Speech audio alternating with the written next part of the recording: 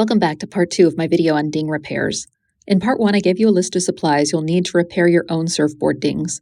Now let's walk through the basic steps while I repair a nice little ding using some of the tips I learned at the workshop hosted by Traveler's Surf Shop in Pacifica, California, from board shaper John Moore of Mystic Surfboards.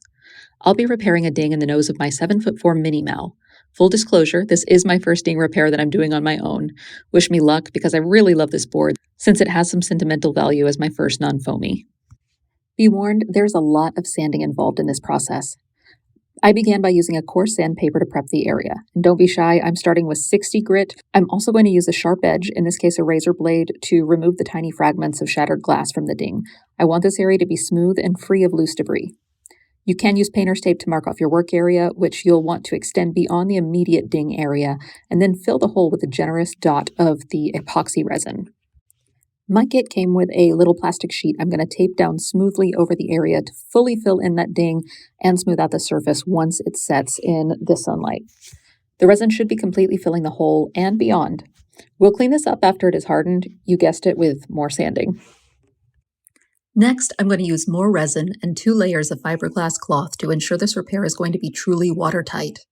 I'm wearing gloves, so I'll use a finger to smooth out and saturate the glassing fabric with the epoxy, but it's okay to leave some of the edges of the cloth loose as we'll be clearing that up after this cures and hardens in the sun. And then, of course, back into my garage for more sanding, still with the 60 grit until the surface is fairly smooth and I've gotten those rough edges off of the fiberglass cloth. Then I'm going to progressively move to a finer and finer grit of sandpaper, moving to 80, then 120, then 220, and really you can keep going until you get the smoothness and shine that you want, so long as you don't sand down past the fibers of the fiberglass cloth. Optionally, you can brush on a layer of laminating or sanding resin, a much thinner material than the epoxy, and let it cure in the sun as well.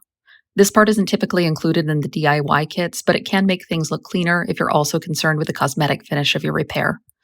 Continuing to even finer grit sandpaper, including wet sandpaper used for automotive, can get you closer to a desirable level of shine and polish.